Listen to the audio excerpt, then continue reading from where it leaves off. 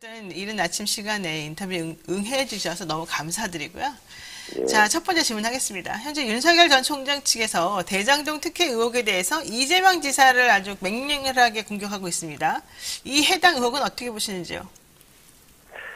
그 고발 사주라고 지칭되고 있는 네. 본인의 게이트가 이 사건으로 물타기가 될 수 있다고 생각하시는 것 같아요.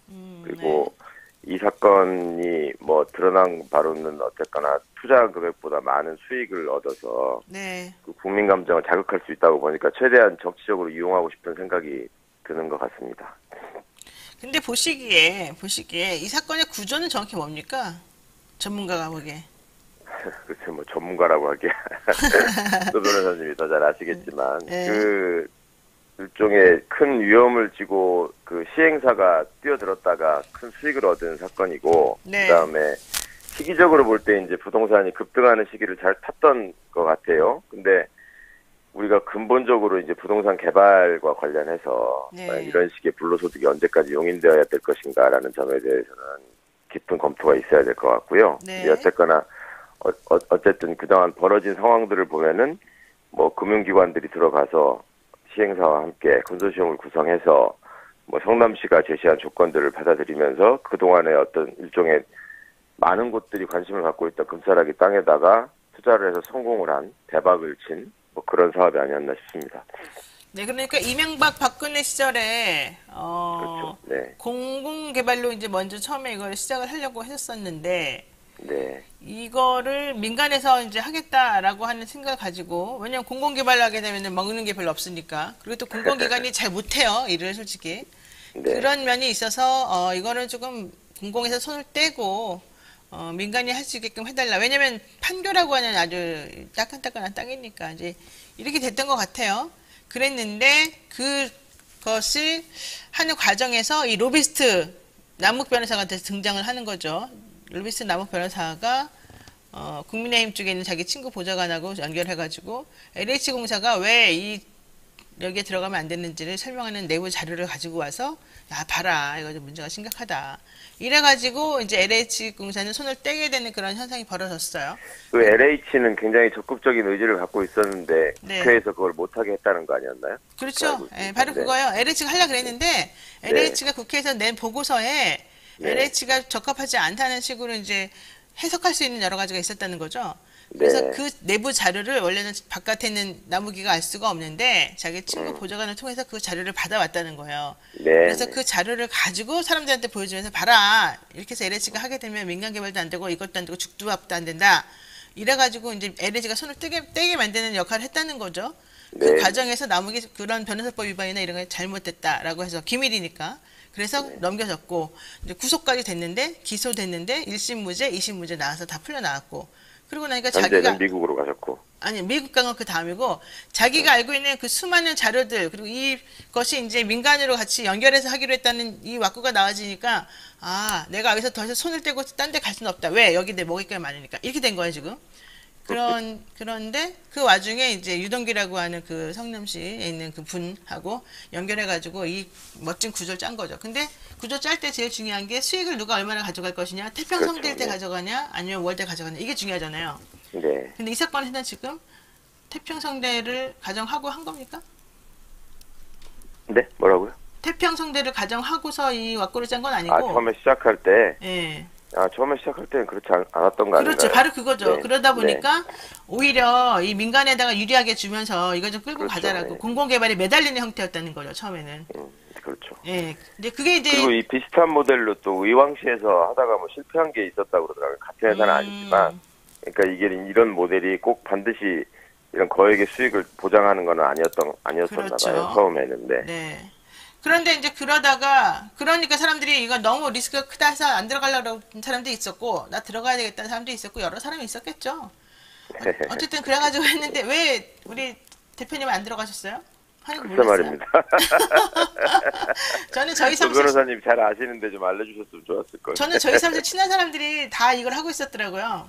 아, 그러세요? 예, 예. 그 내가 야 나는 분양 대행 쪼꾸라기라도 좀 줘라 그랬는데 그것도 안 주더라고. 근데 어쨌든 참. 이제 이거가 그렇게 이제 따뜻한 그런 따끈따끈한 이슈라는 걸 알고 자기네끼리 이제 한 건데 문제는 여기에 불법이 있었느냐가 첫 번째 밝혀져야 되는 거잖아요. 그렇죠. 네. 근데 그런 불법보다는 금액이 너무 커진 갑작스럽게 돈이 많이 벌게 했던 요 구조가 문제인 것 같고 나중에 나오는 사람들 얘기로는 뭐 그렇게 너무 급작스럽게 금액이 커질 수 있으니까 그거를 좀 뺏어올 수 있는 다른 방안도 더 강구하자라고 얘기를 했다는 거예요. 조언을 직원이. 예, 예. 그거 아세요? 예, 예. 예, 뭐 성남시가 그래서 더 받아왔다는 거 아닌가요? 예, 그랬는데 그거보다 더 뺏어가야 된다. 이렇게 뭐 내부적으로 한두 명이 얘기를 했었대요. 아, 근데 그게 직접적으로 이제 유동규 본부장에까지 가지는 않았는데 네. 이제 그 당시에는 근데 그것도 역시 정말로 그렇게 될지 안 될지 모르니까 이걸 밀어붙일 수는 없었다는 거죠. 요점은. 네, 네. 네, 어쨌든 그런 상황에서 이제 돈이 많이 벌게 되니까 이런 일이 벌어졌고 여기 유명한 법조인들이 쭈루루 나오니까 이게 혹시 무슨 게이트냐 했더니 알고 봤더니 또 이제 국민의힘 쪽의 라인들하고 너무 얽혀 있더라. 자, 여기까지가 그러니까 지금 처음에 국민의힘 쪽에서 문제를 제기하면서 이재명 지사를 연결하고 싶었던 이유는 이런 식으로 거액을 말하자면 만들어서 네. 이거를 지금 대선 자금으로 쓰려고 쓰는 거 아니냐 뭐 이런 의혹으로 연결시키고 싶었던 거겠죠. 근데 네. 지금 본인들의 소망과는 다르게 그 국민의힘 관련자들이 너무 많이 관여돼 있는 것으로 나타나서 좀 많이 당혹해하는 것 같습니다. 그러니까요. 그래서 좀 소리가 좀 줄어든 것 같긴 합니다. 그분들이 뭐 이렇게 특검이니 뭐니 얘기를 했지만 아, 네, 네. 전화 소리가 작다는 소리인 줄 알았습니다. 저기 대표님께서는 어떻게 보세요, 이 상황? 글쎄 이제 어제 또 그 곽상도 의원 아드님 문제가 불거지면서 네, 네. 더더욱 이제 많은 분들이 그 분노하시는 것 같은데 결국 뭐 이게 그 예전에 이제 윤석열 씨가 검사할 때부터 늘 하던 말이 있거든요. 돈은 거짓말을 하지 않는다. 그렇죠. 그러니까 이제 이 수익을 누가 어떻게 제일 많이 가져갔는가 그리고 그 수익을 얻는 과정에서 어떤 불법이 있었는가 이것이 이제 곧 밝혀지겠죠. 밝혀질 것이다. 그리고 밝혀져야 된다. 특검 받아야 된다고 보십니까? 특검은 지금 특검을 얘기하는 것은 저는 그렇게 순수한 의도가 있다고 보지 않습니다. 그러니까 수사기관이 뒷짐을 지고 뭔가 정치 권력이 휘둘르면서 혹은 정치 집단과 결탁해서 이상한 짓을 할 때 해도 충분한 것이지 네네. 지금은 신속한 수사가 우선이지요. 지금 특검을 오늘하는 것은 오히려 이분들한테 이제 대비할 시간을 벌어주는 거 외에는 특검이라는 거는 아시는 것처럼 준비하려면 뭐 최소한 2달 정도가 걸리잖아요. 네. 또 그동안에는 어쩌란 말이에요. 그러니까 빨리 신속한 수사를 통해서 사안의 진실들이 빨리빨리 규명이 되고 드러나게 하는 게 더 우선인 것 같습니다.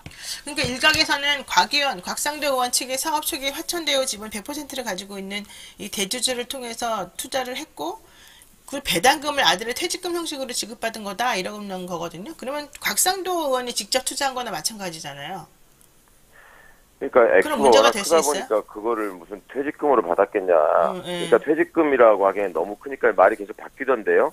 네, 말이 최근에는 바뀌어요. 무슨 맞아요. 예, 위로금이다 뭐 이렇게까지 되는 것 네. 같던데 상식적으로는 좀 맞지 않는 해명 같습니다. 그러니까 그러는 아들을 깼지만 현실적으로는 곽상도가 뇌물 받은 거다 이렇게 지금 본다는 입장이 많더라고요. 그렇게 또 볼 수 있을까요? 윤석열 검찰의 논리에 의하면 뭐 300% 뇌물이죠. 장학금 받은 것도 뇌물이라는데. 그리고요. 자, 이러다 보니까 민주당에서는 대장동 특혜 의혹 관련해서 야당이 요구하는 특검 국정조사 관련 입장이 밝혔습니다. 지금 검찰이 하고 있는 감찰이나 검찰의 수사는 적극 협조하지만 뭐 실효성도 없는 특혜 의혹 하면서 정치 공방하고 싶지 않다 이런 입장인 것 같아요. 네.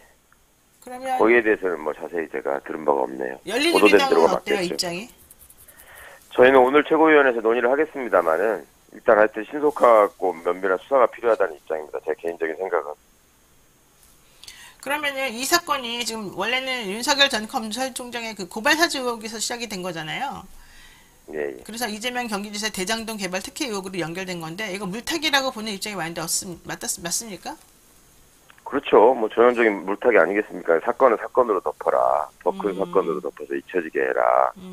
뭐 그리고 그 전에 있었던 거는 또 이제 메시 자신이 없으면 메신저를 공격하라. 네. 라는 이제 그 제례 수법을 그대로 쓰다가 그것이 이제 여의치 않아 보이니까 요 사건으로 다시 한번 물타기를 하자. 이렇게 하는 것으로 저는 생각이 됩니다.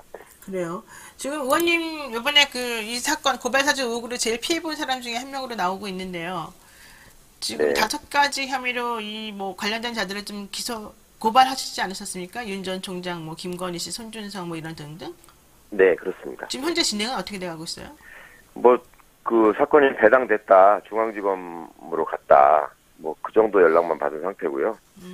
그 내부적으로는 뭐 많이 준비를 해서 이거저거 챙겨보고 있는 것 같은데, 아직 저한테 뭐 직접적으로 연락 온 건 없습니다. 근데 지금 나와 있는 증거나 이런 것만 가지고도 의혹이 풀릴 수 있을 거라고 보세요?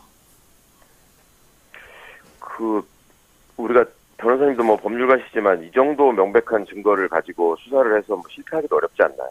실패하기도 어려워요. 디지털 증거가 이렇게 명백하게 나와 있고 또 그 관련자들의 관계나 그리고 본인들이 중간중간에 손발이 안 맞아가지고 어찌 보면 자백을 해버린 경우가 네. 있잖아요. 자백식으로. 고발, 예. 네네. 고발로 연결도 안 됐는데 무슨 고발 사주냐 처음에 이랬었죠. 윤석열 씨가.